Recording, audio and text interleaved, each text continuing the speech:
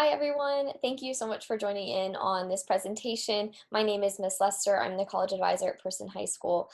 You might be joining me from your living room, maybe your bedroom, maybe you're sitting outside of a coffee shop getting Wi-Fi, wherever you might be when you're watching this video. I just want to say thank you for joining in and listening.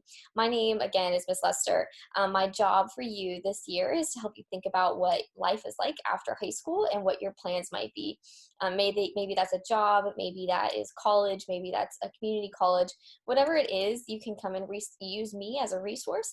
And today, I just want to kind of give you a gist of who I am, what my job is, and then help you think about how to get started on that college planning. And so that's what we're going to be talking about today.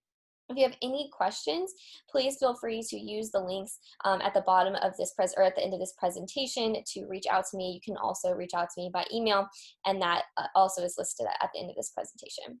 So let's go ahead and get started.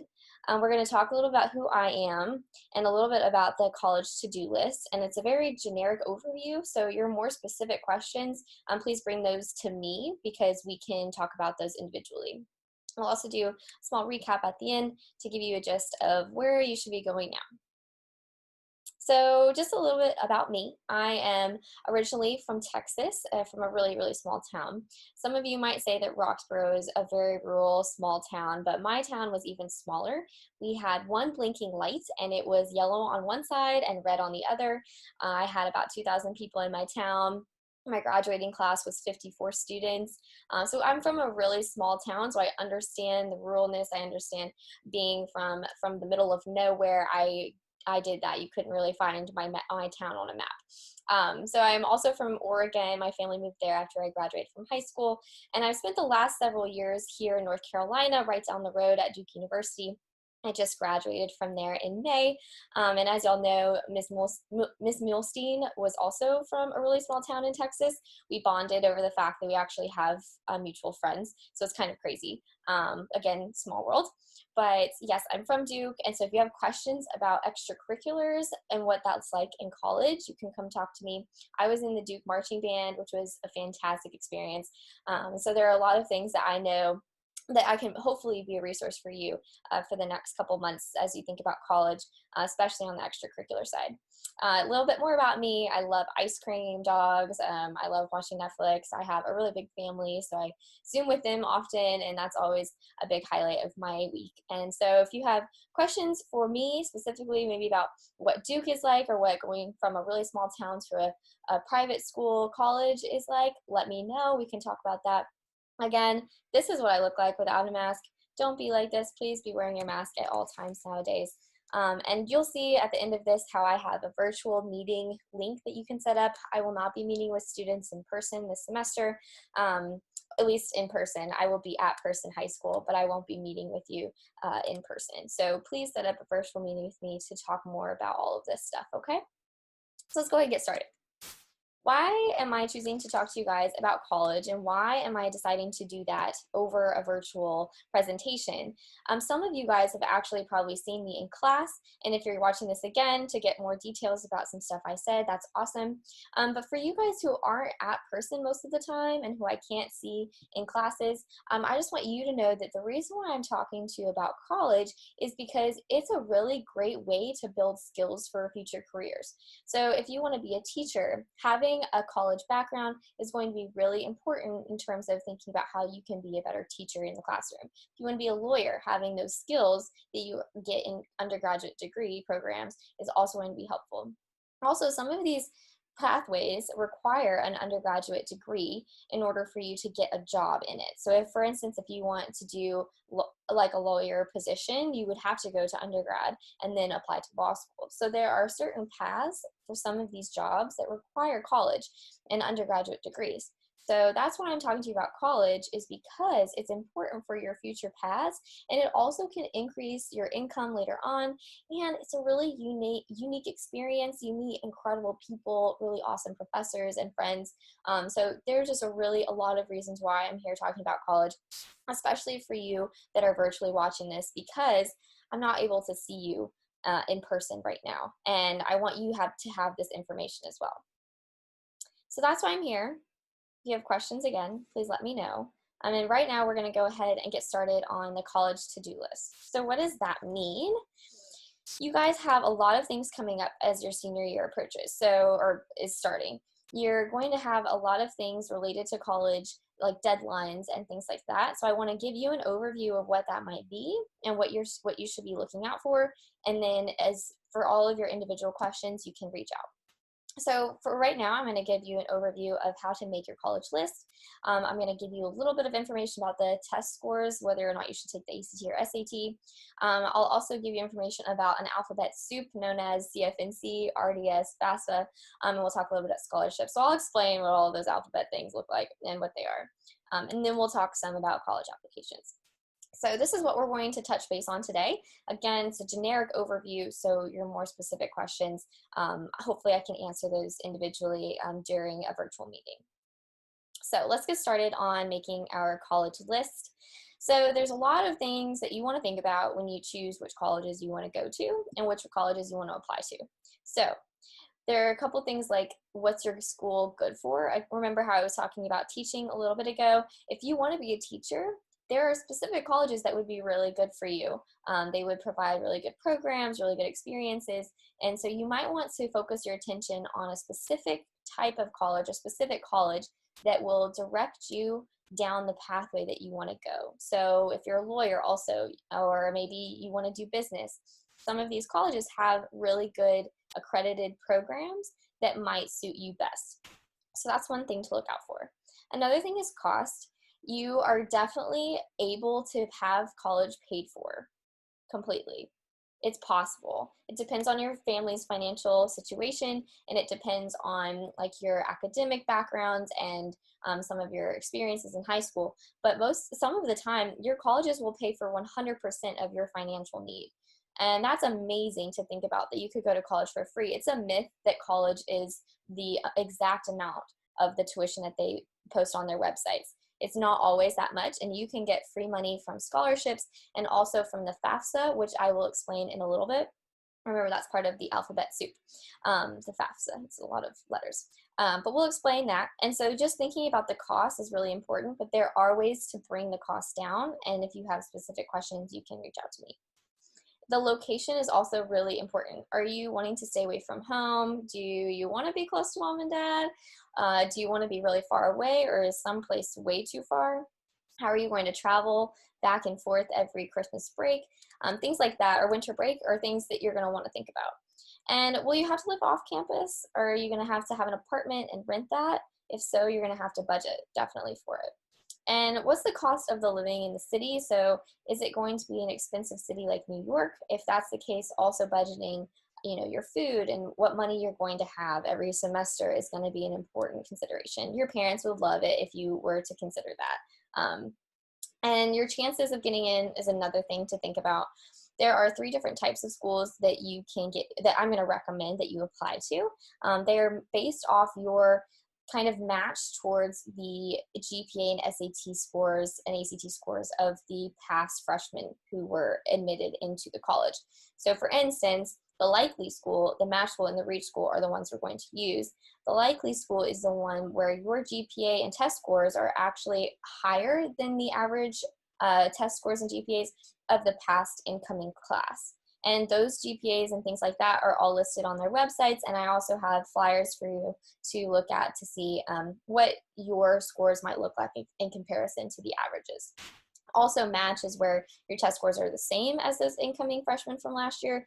And your reach schools are when your scores and your GPA might not be as high as everybody else that was accepted last year, but you can still get in through your essays and providing really strong evidence in terms of why you want to go to their school. Again, the essay part is really important because it shows who you are and why you want to go to their school. So watch out for these types of schools. I do recommend applying to at least 3 schools, including these types, because it will give you kind of a gist of where you can get into and where you want to go and where you are trying to get into. And that way you have kind of this backup plan as well as this reach plan, okay? Check out the college websites for virtual tours. Right now, you can possibly get one-on-one tours at colleges. but because of COVID, it's really limited and you'd have to travel all the way by yourself. So you might want to check out the websites. There will also be college representatives coming to visit our campus. You can let me know if you want a specific representative to come and see us and talk about their college. So please let me know if that's something you want to talk about. And this is basically the rundown of how to make your college list. If you have any questions or want to brainstorm some of these options, let me know. We can do that together. Making your college list is also something that's really important, and I'm going to recommend that you all do that through the website called CFNC. Does anybody know what CFNC is, or have you heard of it? It's kind of part of that alphabet soup that I'll explain in a little bit, but CFNC is a fantastic website for you in thinking about all of your college-related things. So think about CFNC with the C being related to college. All of your college stuff will be here. You can search every college that you would like on this website, and you can even save those colleges to a dashboard and go back and get more information about them. You can also narrow down your searches in a couple ways. You can also think about the academic levels, things like on the left side, how you can see key facts and things like that. Those are all ways that you can narrow down your search and think about how you can create that college list. Again, with those three basic types of college: your likely, your match, and your reach. So CFNC website, I'll explain it in more detail in a little bit, is going to be the way for you to get access to this kind of college list maker. And what I want to recommend is that you create, or you log into an account. Everybody should have already created a CFNC account in the last couple of years. So please, please, please go ahead and try and log in. And what you'll do is you'll try and use a username that you would have probably had before. And then if you forgot your password, you can press the forget password. If you're having any trouble remembering your username or how to log in, please go ahead and email me and I can get it reset for you. But the CFNC website is going to be all of your college-related things. The C stands for college, if you think about it that way. And so that's going to be all of your college-based questions and things like that will be answered through that website. And now we'll talk a little bit about the ACT and SAT. Test scores are something that are really important in terms of applying to college, because colleges will use your information, your academic information, to see your strengths and weaknesses. And one way they do that is through these types of tests. Everyone should have taken the ACT in the spring. You all sat down your junior year in the springtime. I believe it was February, and you all were answering questions in the test room, and that was part of the Carolina's idea of getting you all tested is through Person High School doing the ACT. So if you took the ACT and your score was lower than your GPA, I might recommend, lower as in like not as good as your GPA, you might want to bring your ACT score up so that your GPA and your ACT are a little bit more matching. And the reason for that is because, again, these colleges are looking at your academic strengths. And if they see that your ACT score was lower but your GPA was really high, they might question your academic strengths. So bringing that score up is also really great. And again, you're going to want to look at your school's averages for the ACT and SAT in terms of if you should take it or not, and in terms of comparison. So about that, your last months to take them would be October for the early action and early decision students, and November for the regular decision students. What early action and early decision mean is basically colleges are allowing you to apply early, and that gives you kind of a step up. It says that you're interested in their school, you would like to apply to their school and get in. Gives you more of a intent of applying and intent of going, which the schools are going to look at and be excited about. So if you know where you want to go, I would recommend applying early, early action or early decision. If you do early decision, it means that you are telling them that you want to go to their school. And if you do, you cannot accept any offers from any other schools. So early decision is binding and early action is not. So watch out for that. Regular decision, RD, is basically they've opened up the applications later in the year, so it's a little bit later. It gives you more time to work on your applications, and it doesn't imply that you are solely devoted to that school and that's your number one choice. It gives you more kind of a broader sense of applying, which you'll be in a bigger pool of students, which might decrease your chances of getting in. Early action typically is a smaller pool of students, and your chances of getting there are a little higher. But again, if you have questions about whether to apply early or regular, you can come talk to me. You can ask for a fee waiver for these tests. Please know that if you want something for free, you can try and do that through me. We'll have to fill out a couple forms. And also videos for this registration process for these tests are at the end of this presentation, and you can check those out. I have a YouTube channel with the student services, so all of our videos and things like that are up on that, and you can see those videos at the end of this presentation. So it depends whether or not to take the SAT or ACT. You know, again, if your score wasn't as high, you might want to bring it up. One thing I'll mention too is that schools are going test optional, which means that you are not required to submit an ACT or SAT score in order to get in. You just have to have a GPA above a 2.5.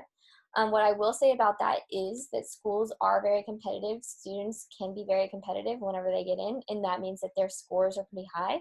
So you might want to be including your scores because it shows that you are competitive against the other people applying. It really depends. If you can't get a test site, it's okay. Don't worry about it. You don't have to retake it if you can't get a test, and it won't hurt you because they're going test optional.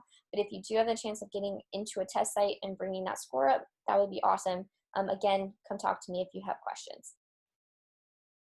The next thing I want to talk about are the really big alphabet soup things, and that relates to CFNC, RDS, FAFSA, and scholarships. So the CFNC I've mentioned a little bit. You guys are going to want to get into this account, log in somehow. Again, if your username or password is having trouble getting in, please contact me and we can get it reset for you. And it's basically, again, all of your college, your C-related things, and that's scholarships, the actual applications to the colleges, the way you create your college list. It has career questionnaires, so if you want to think more about what you want to do in your life, you can fill out some of these forms, and it gives you a better sense of what you're passionate about. And again, RDS is there. I'll explain that too. You can locate RDS on this website. Basically, you should already have an account. Please come talk to me if you can't log in. Your RDS is the other thing that I want to mention. It stands for Residency Determination Service. Forget all of that and just remember that the R stands for residency. And what this form is it proves that you're a North Carolina resident, and it will give you in-state tuition at these schools. It's such an important form that I'm going to recommend you fill it out as soon as possible because you have to have it in order to apply to North Carolina schools. Again, in-state tuition can save you thousands of dollars. If you're marked as an out-of-state student, your cost of tuition goes completely skyrocketing up. And so we want you to make sure that you have in-state tuition, so you have to fill out this form. Doc and undocumented students, you can come talk to me. There are ways we can fill this form out. And I want you to log in to this website, the RDS website. The login is going to be the same as CFNC. So again, that's why you have to do your CFNC login, is because you're going to use that for your RDS.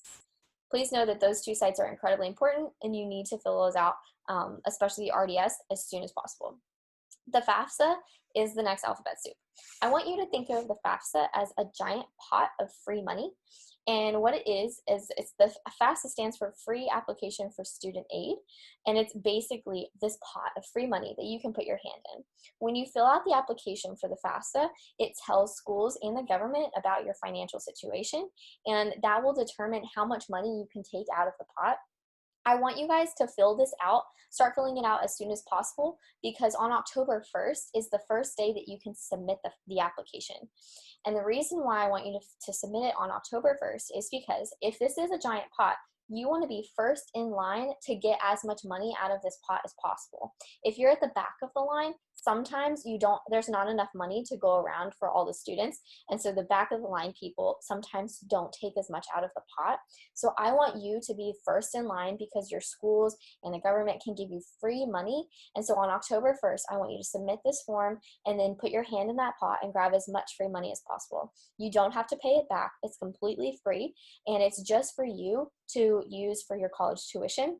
And schools and the government know more about your financial situation, so sometimes they can provide you better grant packages for you whenever you get into that school. Please know that the FAFSA is incredibly important, as well as the RDS. So you're going to want to start doing those now. Think about them. Submit the FAFSA on October 1st. Got it? Okay. The next thing is scholarships. I know we're all looking for as much free stuff as possible, and scholarships are a great way to do that. There are national ones, there are local ones, there are school-specific ones, and there is a form I'm going to send out to all of you seniors on my newsletter, which I'll talk more about later, and it has a list of all the scholarships that are coming up, as well as important resources you can use to search for more specific scholarships. It's a part-time job. When I was in high school, my mom said scholarship filling out and scholarship applications are your part-time job. I know some of y'all already have part-time jobs, but this is a really great one. If you think about it, as much work as you put in now can end up getting you thousands of dollars at the end of the year, which is basically a part-time job's worth of money. So think about the scholarships as a part-time job and be applying to them, searching for them, filling them out. If you have questions about how to apply to scholarships, come talk to me. We can strategize. But these are really important, and I recommend to start searching now and write the deadlines down on a form or something so that you can keep all of it straight. But please, please, please get as much free money as possible with the FAFSA and the scholarships. There are ways for you to bring your cost of tuition completely down to the point that sometimes you can get paid to go to college. It depends again on your financial situation with your family and stuff like that, but there are ways for you to bring the cost down. So again, CFNC, RDS, FAFSA, and scholarships are really important sites and applications that you're going to need. And now we're going to talk about the actual thing that you need to know, which is to save your login information. You need to write this down somewhere, anywhere, so that it makes it easier for you to get back into your sites and websites. Someone who survived the college process has written this for you, and so recommends that you write it down on a piece of paper or somewhere for you to log into your accounts. That way it saves you time and you don't have to reach out to me for your questions. Especially with the FAFSA, you have to have the FSA ID, and that's a really important thing for you to have whenever you log into the FAFSA and submit it on October 1st. Got it? So write it down, put it somewhere.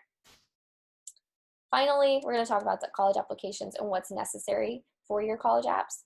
You're going to need your transcripts and your test scores. Your transcripts you can request from the college counselors in the student services office, and you also need your test scores, which you can actually send to schools from the ACT and SAT websites.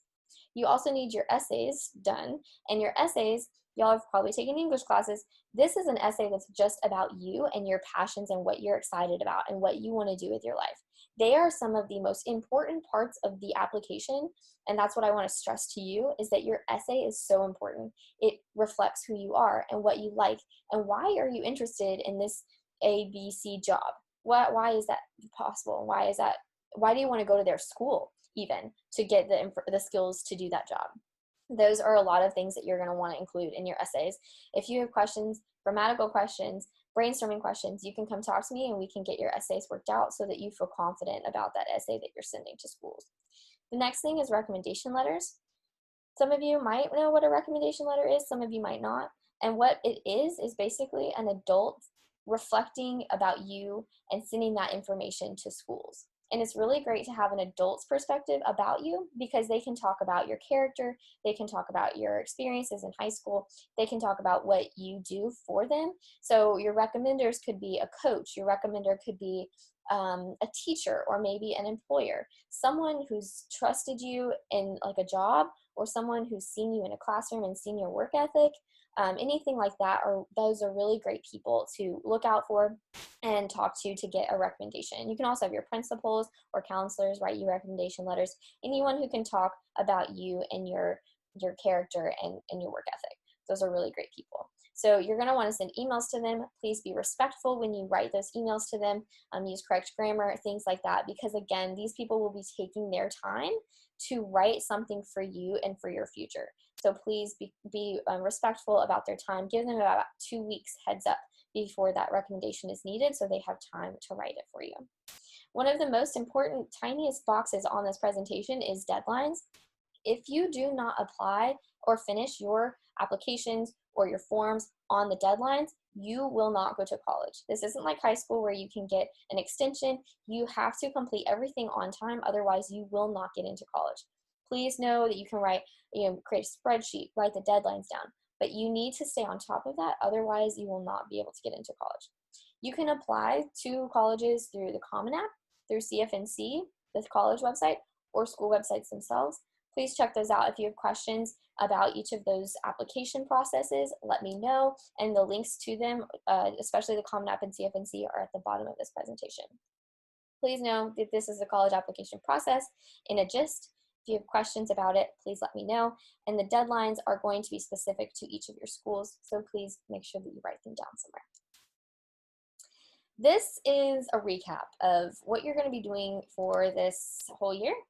And it's basically a calendar. It's a lot of information, so I'm not going to read into any of it, but it gives you a gist of what you should be doing throughout each month. And right now, please log into your CFNC. If you have problems logging in, again, reach out. Use your CFNC to create your college list and even do your complete your RDS application through that website. You're also wanting to register to retake the ACT or SAT right now. If you're interested in retaking it, please sign up as quickly as possible because the test sites are filling up because the students that were in the spring are now all trying to take it in the fall. So please, again, be completing those things for right now. And then again, look into each of these months for what to be keeping in mind. This is probably my favorite slide of the entire presentation. Most of the links that you're going to need going forward are here. Please know that you have SAT and ACT practice tests. That's the best way to prepare for them. If you want to retake them, you can practice there. Your CFNC and RDS websites are there. Your FAFSA is there. Your FAFSA is due what day? October 1st. Your college applications are there and your scholarship sources. I also will be sending a link to scholarships in my newsletter, and you guys can see more information, more resources than this on that newsletter. Another thing is that I am here for you. I want to work with you. I want to talk with you about your college experience or your college plans and thinking about that. So please set up a meeting with me. You can follow me on Instagram as well. You can check out my newsletter there. My Instagram and my meeting information is on my newsletter as well. So you can click those links there. Again, about the Instagram, have you follow it, have your friends follow it, have your parents follow it, anybody, everybody, because some of these big things about college are going to be posted on that Instagram for you. And back to the newsletter, that will be on Rocket Dispatch all the way at the bottom. If you click it, you'll see my newsletter and it'll be updated for that week about things that you need to keep in mind. The YouTube channel, like I mentioned earlier, is the Student Services YouTube channel. There are a lot of resources there, including the SAT and ACT overviews and how to register for them. So check those out and be watching for more videos coming out within the next couple weeks. And again, if you have questions, reach out to me at my email listed there. And I do have a phone number, a Google Voice number that you can reach me by. And my office is in the Student Services room at the Student Service Foyer, so you can come and meet with me. Just knock on my door. I can't meet with you in person, but we can set up virtual meetings that way. If you'd like to see me face to face, you can stand at my doorway and I can wave at you. I won't be able to bring you into my office, but I'd love to see your faces around campus, and again on those virtual meetings that you're going to be setting up with me as soon as you are available to do so. So if you have any questions, please let me know. Thank you so much for listening and participating in this presentation. If you have questions, I'm the person to reach out to for college-related questions and future questions. So please use me as a resource. This is my job. I care about how you guys are going to do in your future, and hopefully I can be a really good resource for you. Thank you so much again for listening, and good luck with planning for college and starting out your senior year of high school. Thank you guys.